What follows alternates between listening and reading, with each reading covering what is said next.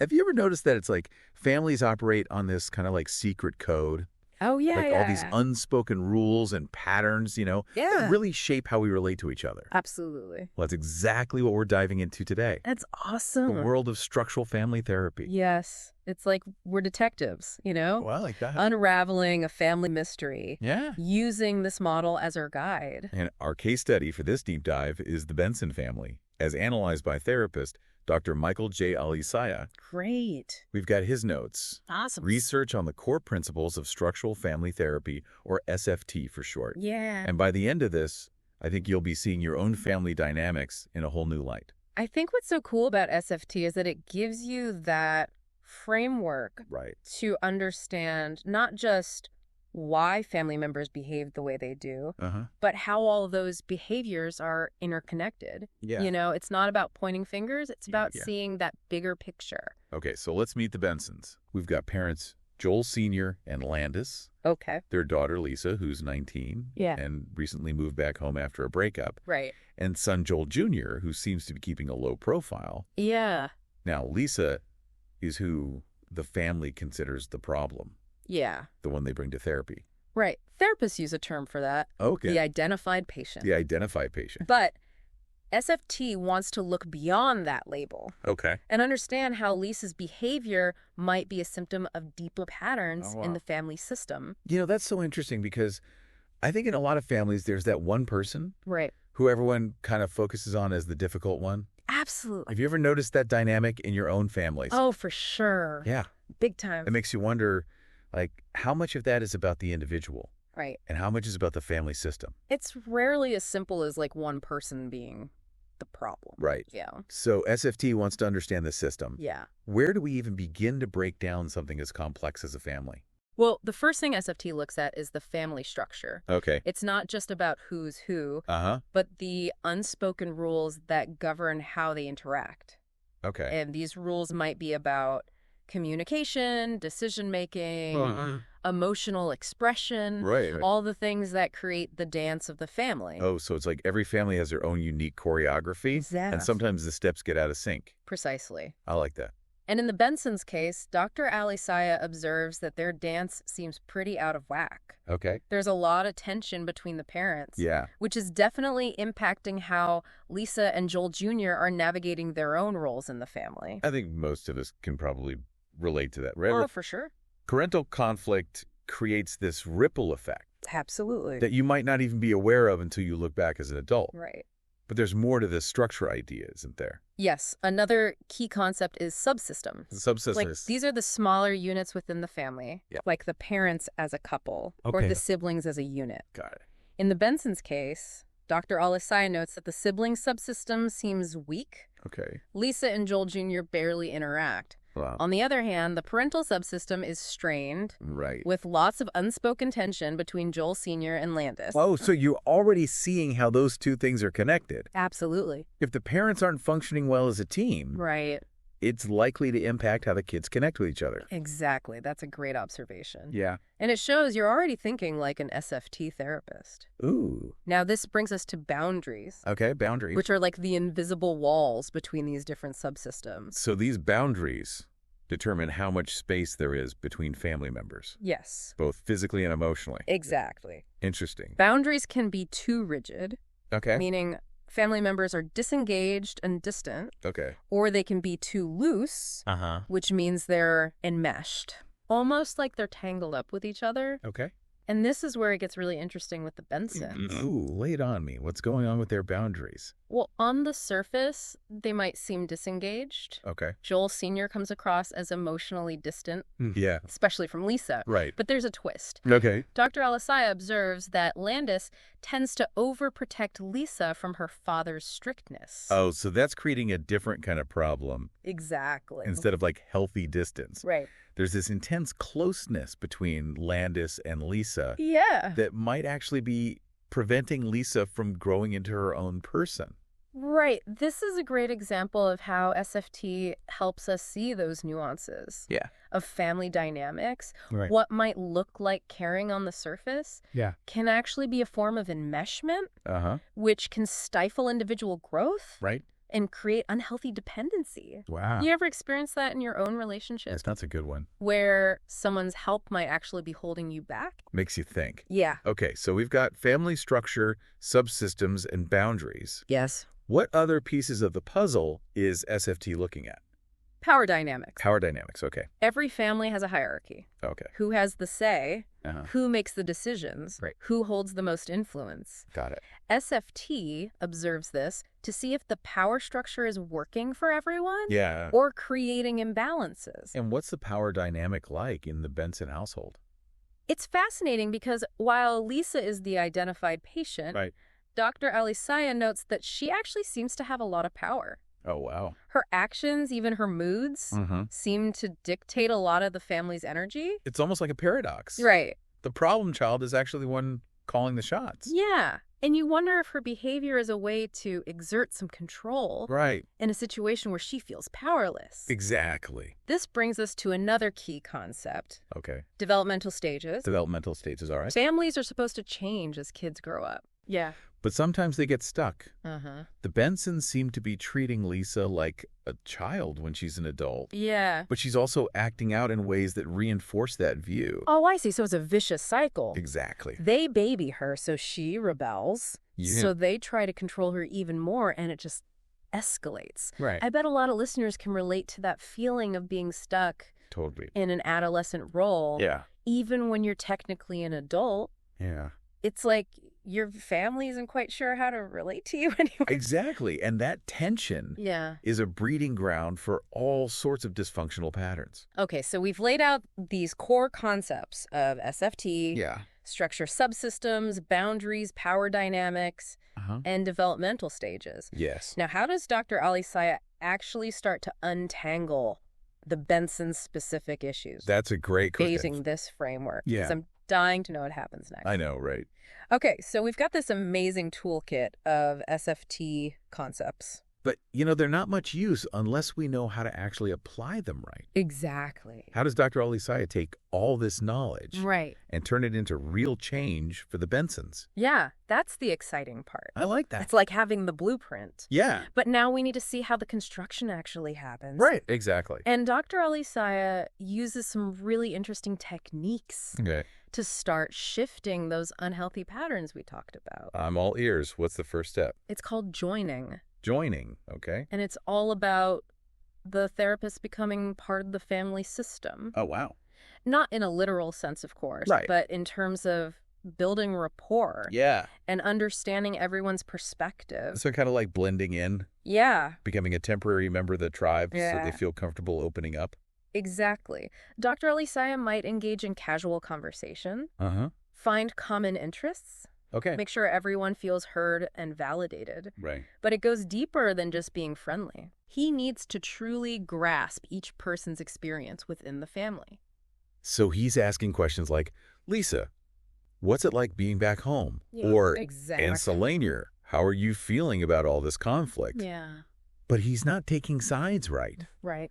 He's got to stay neutral. Right. While still acknowledging everyone's feelings. Absolutely. It's a delicate balance. And that's what makes a skilled SFT therapist so effective. Right. They can empathize without getting swept up in the family drama. Yeah. Remember, the goal is to help the system change as a whole. Right. Not to fix any one individual. This joining idea makes so much sense. Yeah. You can't expect a family to trust you with their deepest, messiest stuff. Right. If you come in acting like an expert who has all the answers. Exactly. You got to earn that trust. You have to earn that trust. And once that trust is established, yeah, Dr. Alicea can start to use another powerful technique called reframing. Reframing. Oh, this is the one where he helps them see things in a new light, right? Almost like flipping the script. Yeah. And this can be incredibly transformative. Okay. For example, he might start highlighting Lisa's positive qualities. Yeah. Things the family might be overlooking. Right. Because they're so focused on the problem behaviors. So instead of Lisa is rebellious, it becomes Lisa is independent and speaks her mind. Right. Which, let's be honest, are often seen as strengths outside of a family context. Absolutely. Yeah. And this reframing isn't just for Lisa. Okay. Dr. Alicea might help the family see Joel Senior's emotional distance, not as coldness, but perhaps as a way of coping with the overwhelming tension in the household. That makes you wonder, doesn't it? It does. Like, what if Joel Sr. actually feels really powerless right in the family system? Yeah. And his withdrawal is his way of dealing with that. It's definitely a possibility. Wow. And that's the beauty of reframing. Yeah. It opens up all these new ways of understanding each other. Right. It's like suddenly you're seeing the same picture with fresh eyes. It's not about denying reality, Right. but about looking for alternative interpretations. I'm curious, how do you think Dr. Alicea would reframe Lisa's behavior in relation to her parents' marriage? Yeah. We talk about how attuned she seems to their unhappiness. That's such a great example of where reframing can be really powerful. Right. Instead of seeing Lisa's outbursts as simply teenage angst, he might help the family see them as a sign of her deep sensitivity to the tension between her parents. That shifts the whole narrative. It does. Instead of being the cause of the problem. Right. Lisa becomes like a barometer for the family's emotional health. Exactly. And this reframing can be so validating for Lisa, too. Right. It tells her that her feelings are important and that she's not just being difficult for no reason. Okay, so reframing is about changing the way they see things. Yeah. But what about actually changing their behavior? That's where enactment comes in. This is where things get really hands-on. I like it. Dr. Alicea might set up scenarios where the Bensons have to interact in new ways right there in the therapy room. Oh, so it's like role-playing for families. Kinda. Does he give them a script? Not a literal script, but more like a framework. Okay. For example, he might ask Landis and Lisa to have a conversation about Lisa's future plans, but with this specific rule. Okay. Landis can't interrupt or offer advice. Oh, interesting. So he's trying to break that enmeshed pattern. Exactly. Where Landis is always trying to control Lisa's decisions. Right. And by giving Lisa the space to speak her mind freely, yes, he's also empowering her to take ownership of her own life. Exactly. And maybe he'll even bring Joel Sr. into the conversation. Okay. Asking him to share his own experiences of navigating adulthood. Wow. That way, he's not just a distant observer. Right. He's actively connecting with Lisa in a new and meaningful way. I love how creative this is. He's not just telling them what to do. Right. He's actually creating opportunities for them to practice new ways of relating to each other. Exactly. But how do these new patterns stick? That's a great question. It's one thing to do it in therapy. Yeah. But what happens when they go back home to their old routines? That's where the real work begins. Okay. Dr. Alicea will likely give them homework. Homework? Like what? Give me an example. It could be simple things. Okay. Like having dinner together without any screens. Oh, nice. Or encouraging Joel Sr. to spend one-on-one time with each of his kids. Okay. The key is that these are small, achievable steps that build on the progress they're making in therapy. So it's like he's giving them the tools to continue the work on their own. Exactly. Long after the therapy sessions are over. SFT isn't about the therapist becoming a permanent fixture in the family. Right. It's about empowering them to create their own lasting change. Right. And while it's not always easy, the potential rewards are huge. Okay, my mind is officially blown. I know, right? I'm already imagining all the ways these techniques could be applied in my own family. It's amazing stuff. But I'm also curious about the long-term impact on the Bensons. Yeah. Like what happens after weeks, months, maybe even years of this kind of work? Right. Do they really transform into this happy, functional family? That's a great question, and one we'll explore in the final part of our deep dive. Okay. Because while SFT offers powerful tools, the outcome isn't always a fairy tale ending. Right. There are challenges, setbacks, and unexpected twists along the way. Ooh, suspense. I know. All right, listeners, you're not going to want to miss part 3. Yeah. Where we delve into the potential outcomes of Dr. Alicea's approach. Right. And what the Benson's journey can teach us about the complexities of family dynamics. Absolutely. Stay tuned.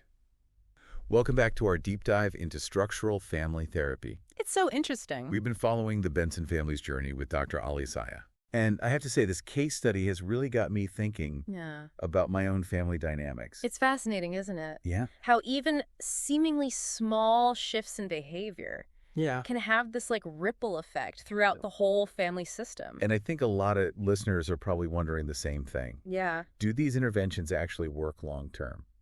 Yeah, that's the million-dollar question. We've seen Dr. Alicea use reframing enactment to help the Bensons see themselves and each other differently. Right. But can those new perspectives actually translate into lasting change? Well, SFT can be incredibly effective. Yeah. But it's not a magic bullet. Right. It requires effort, commitment, and a willingness to embrace discomfort. Okay. Families have to be ready to do the work.